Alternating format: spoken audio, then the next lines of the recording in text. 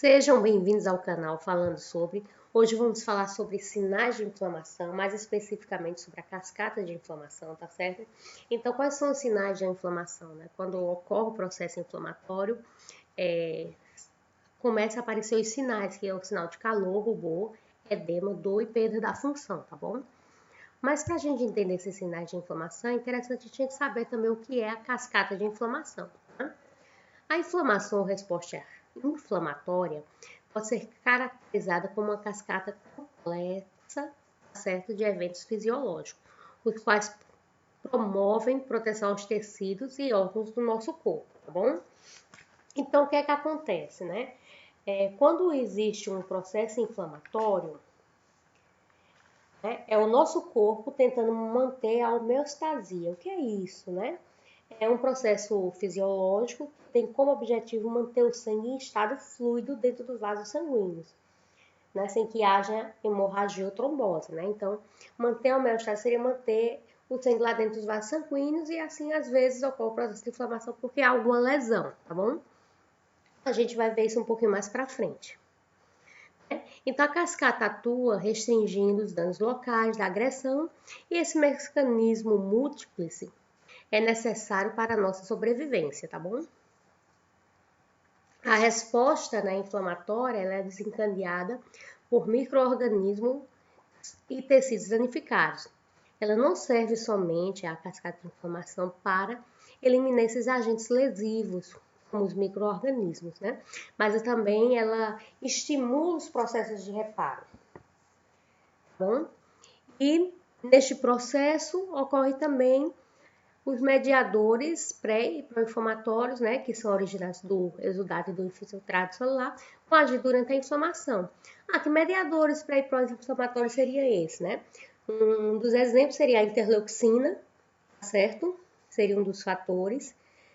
O fator de necrose tumoral também. Ou seja, são alguns mediadores pré e pró-inflamatórios, tá certo?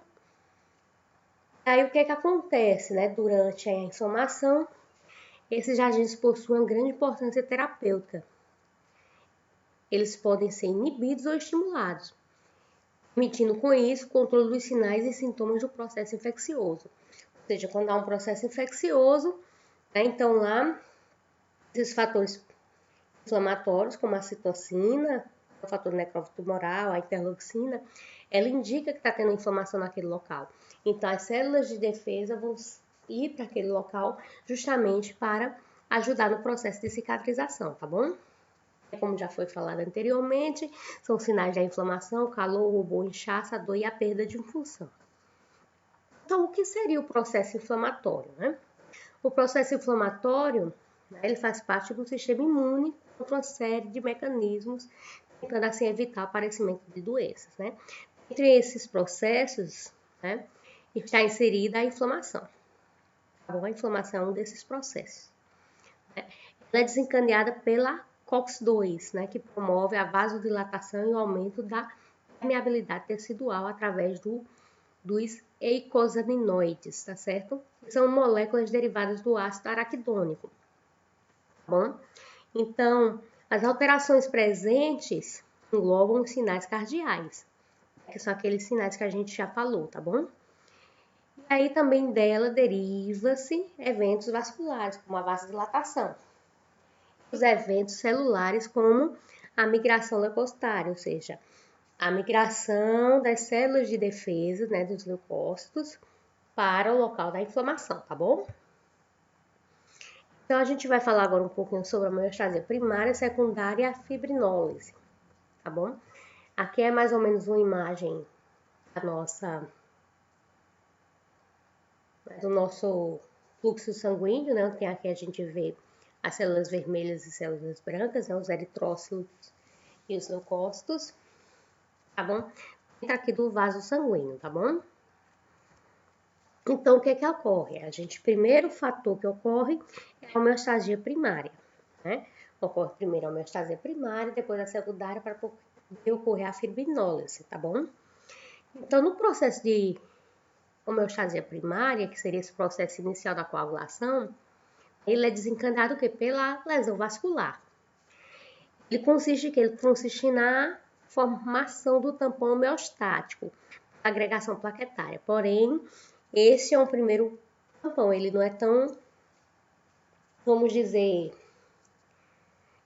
seguro como o da hemostasia secundária, tá certo? Ele somente vai evitar que não haja perda de sangue para fora do vaso, tá certo? Então, a lesão endotelial expõe a matriz extracelular, conhecida como MEC, matriz extracelular, tá bom? Favorecendo a aderência da ativação plaquetária. Imediatamente, os mecanismos locais, né, vão produzir vasoconstrição, através, como a gente já falou, né, da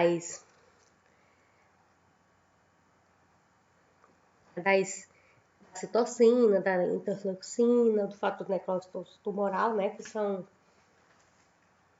lá os fatores, né, pró-inflamatórios, tá certo? E aí, o que é que vai acontecer? Vai haver alteração dessa permeabilidade vascular com a produção de um edema, tá certo? Vasodilatação dos vasos tributários lá da região que ocorreu a lesão e também a adesão das plaquetas. Vamos entender melhor a partir da figurinha que vai ter lá na frente, tá certo? Então, o que é que acontece? Quando há essa inflamação, pelo fato tanto dos leucócitos como ter a ativação plaquetária, né? Vai ficar lá o local edemasiado, tá bom? Então, o que seria a vasoconstrição, né? A vasoconstrição, ela visa diminuir a perda sanguínea, diminuindo assim também o fluxo sanguíneo na região, certo? Porém, o sangramento pode retornar caso as próximas fases da homeostasia não ocorram. E pode ser que não ocorra uma vasoconstrição? Sim, né? Aí entra também aquelas medicações que as pessoas tomam, né? Como os anti-inflamatórios não esteroidais, né? Que vai agir justamente na COX, atrapalhando esse processo, tá certo? Vai trabalhar lá justamente lá que a gente chama nas prostaglandinas, tá bom? E a gente vai ver isso bem direitinho lá pra frente. Aqui tem uns esqueminhas aí pra explicar bem direitinho, tá bom? Então, olha só.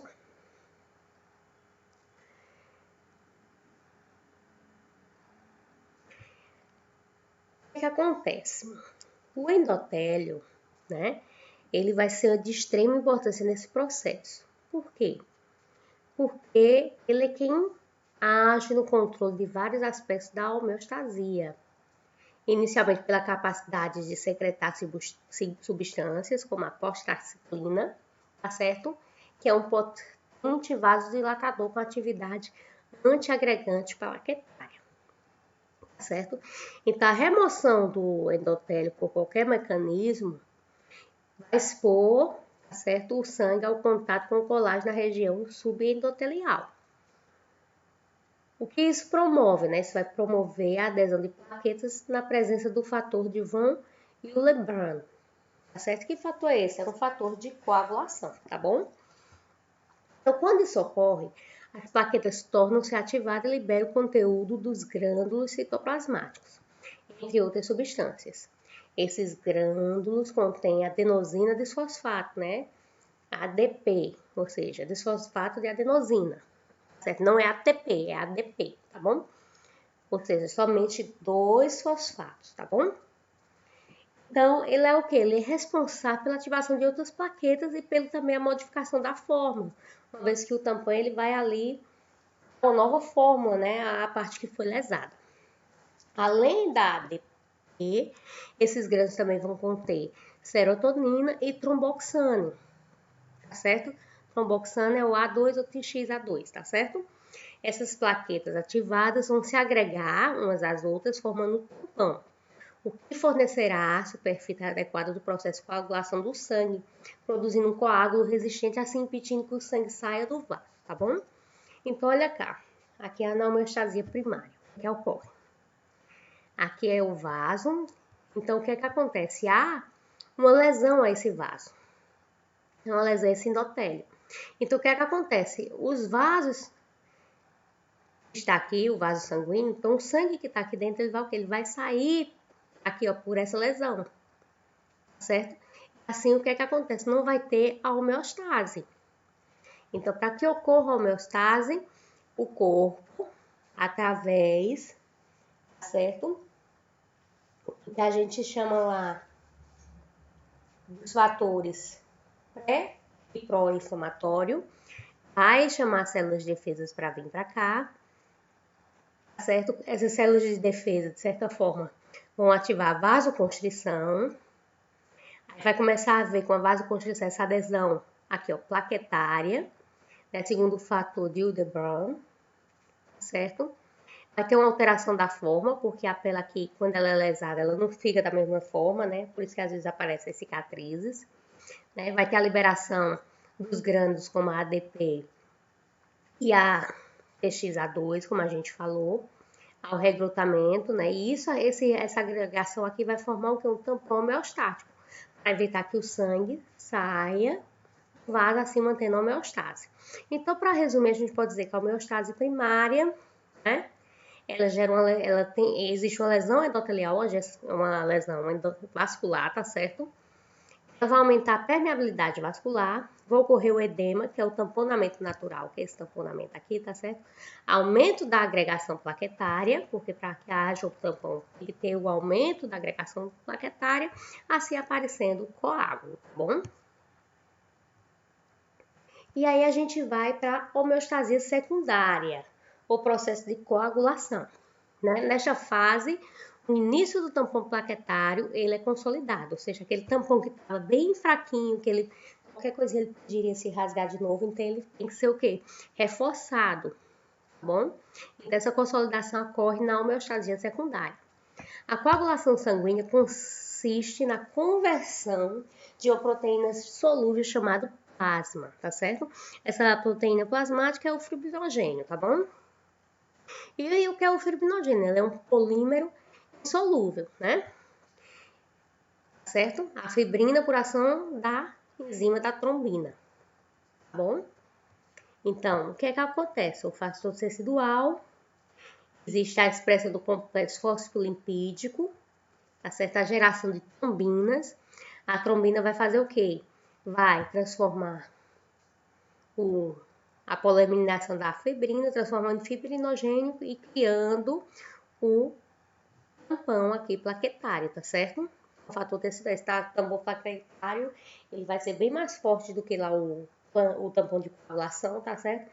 Esse daqui vai justamente evitar mesmo ser forte, né? Ter muita resistência para que o sangue ele realmente não saia do vaso, tá bom? Isso ocorre o quê? Com a exposição do fator tecidual no local da lesão endotelial.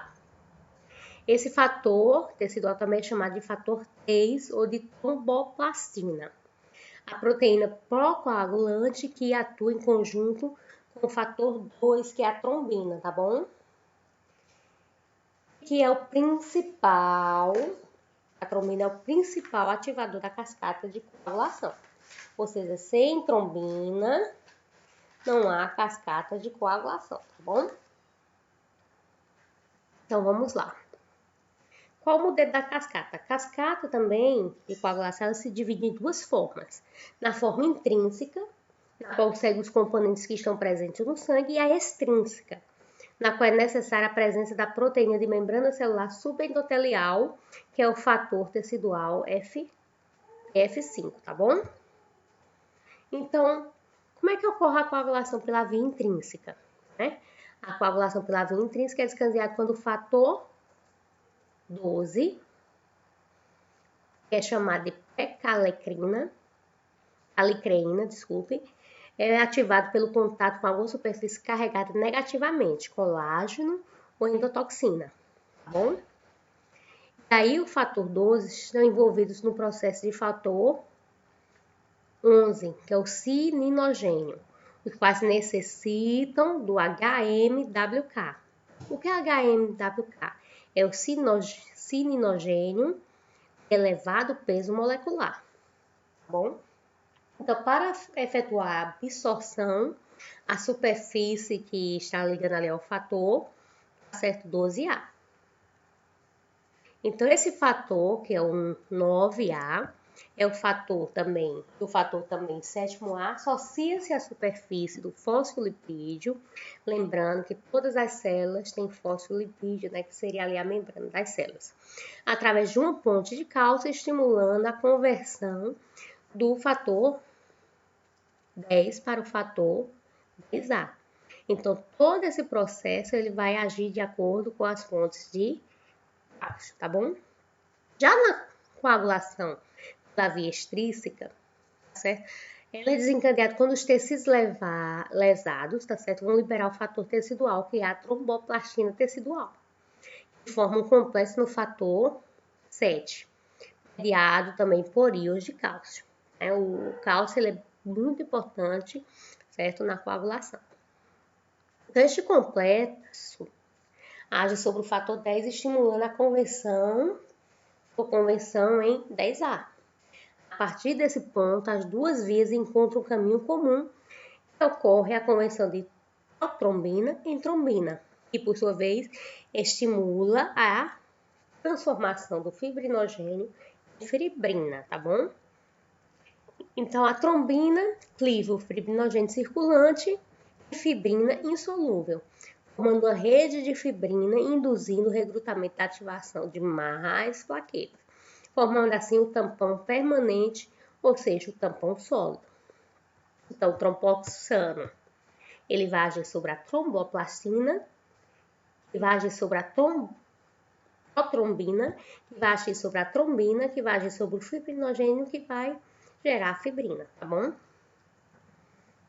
Então, vamos aqui entender como é que se dá a cascata de coagulação de via intrínseca e de via extrínseca, né? Via intrínseca, ativação por contato, e via extrínseca dano celular, né? Como a gente viu, existe lá os vários ativadores, né? Então, o ativador 12 ativo, vai agir o cálcio, né? Que vai transformar o quê? O 11 em 11A, que seria o 11 ativo. Né? Quando também vem o cálcio, vai transformar o fator 9, né? O fator 9A, que seria o 9 ativo. Certo? E aqui, ó, que vai agir nos fosfolipídios, certo? Que vai achar a via comum entre a via intrínseca e extrínseca. Vou achar a via comum. Já na via extrínseca, o dano expõe o fator residual, tá bom? E aí, o fator 7, certo? Que vai agir sobre o fator residual 7 ativo, né? Agindo, chegando também aos fósforos lipídicos. Lembrando, ó, que vai gerar aqui quando está no fosfolipídio, quando ocorre lá o cálcio, tá certo? Então, o que é que acontece de diferente, né? O fator X vai transformar em XA ativo. Esse XA ativo, ó, vai também vir outra porção de cálcio que vai ser sobre a protrombina, que vai ser transformada em trombina, que vai transformar o fibrinogênio em fibrina, assim gerando a rede de fibrina, tá certo? E também vai agir deixando o fator 13 em 13 ativo, 13A, certo? O que seria isso aqui, ó? Retroalimentação positiva, né? Que também tem aqui, ó. Seria justamente esse feedback a trombina dá aqui, ó, dizendo que é preciso o quê? Criar mais complexos deste tipo para formar a rede de fibrina. Desculpe, para formar a rede de fibrina, ou seja, o tampão ainda não está formado, tá certo? Depois que ele está formado, vai existir não um feedback positivo, é o que a gente chama de feedback negativo, que é para não formar mais a rede de fibrina. É o que a gente chama de fibrinólise, que a gente vai explicar também. Aqui do mesmo jeito, ó, o mesmo fator vai dar retroalimentação positiva para continuar sendo formado mais certos compostos para formar essa rede de fibrina, tá bom? Então, o que seria a fibrinólise, que é essa última parte do processo da cascata, né? Há essa rede de fibrina que fecha ali fazendo um tampão, que não é nada mais nada menos do que a formação de trombos, certo? Que são, né? Então, nesse momento também são ativados mecanismos antitrombóticos, né? Por quê? Porque ele visa limitar o tampão evitando a trombose, porque se não houvesse feedback, como eu disse, negativo, né? Então o corpo vai terminar criando muita fibrina e vai terminar, né, criando vários tampões, eles vão se soltar, né? Porque ele não vai ter mais, não tem a necessidade ali de tamponar, né? E vai terminar ficando solto dentro do corpo, criando problemas de fibrose, né? De trombo. Né? Por isso que tem que haver esse feedback negativo e a ação dos antitrombóticos, tá bom? Um dos principais agentes dessa fase é o ativador de plasminogênio circulante, que vai transformar, esse plasminogênio circulante seria a plasmina, tá bom? A plasmina ela é uma enzima fibrinólica que lisa a rede da fibrina, tá bom? A antiplasmina está presente no plasma e combina-se com o excesso de plasmina liberada, impedindo assim o aparecimento da fibrinose generalizada. Ou seja, só vai se destruir realmente o que está em excesso, dando também um feedback negativo para que o processo de produção cesse, tá bom? E aqui um resultadozinho, assim, um resumão para a gente entender a cascata de inflamação bem direitinho, né? Lembrando, gente, que quando a gente utiliza o termo quimiotaxia, a gente está falando resposta, né, de células inflamatórias que vão para o local que foi estimulado lá para combater o agente agressor.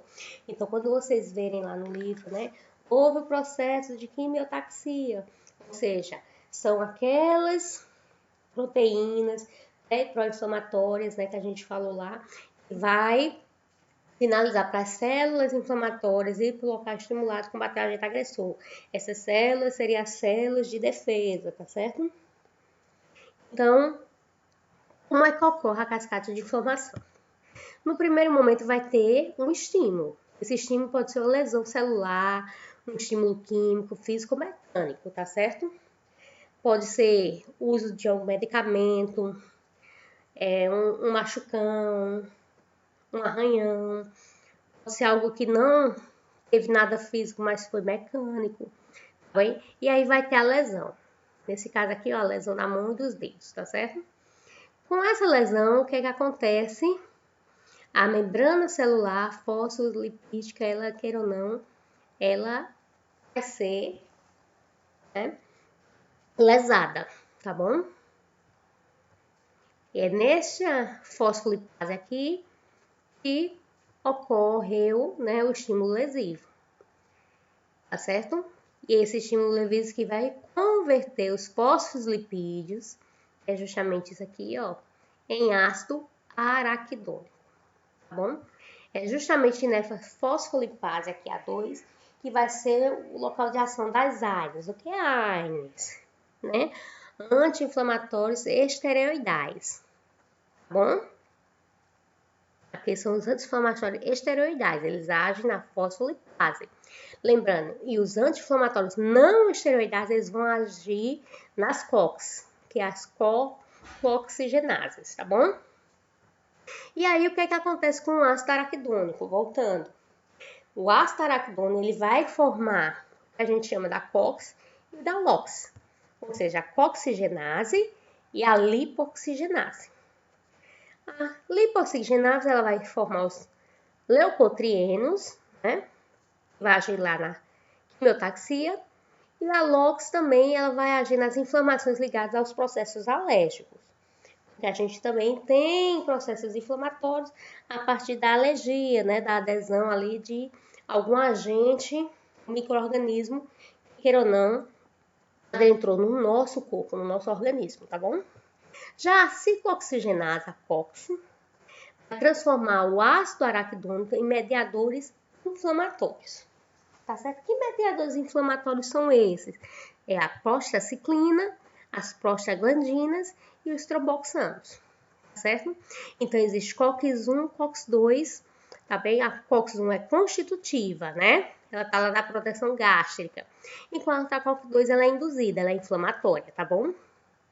Por isso, quando a gente falou lá na frente, a gente falou da COX-2, vai agir na COX-2, que é a inflamatória, tá bom? E aí, o que é que cada um desses mediadores inflamatórios fazem? A prostaciclina vai gerar edema, dor e vasodilatação. As prostaglandinas geram dor e febre, enquanto os tromboxanos, ele vai agir na homeostasia e na coagulação. Tá bom? Então, por hoje é só, pessoal. Assinem o canal. Até a próxima aula. Aqui são nossas referências. Até mais.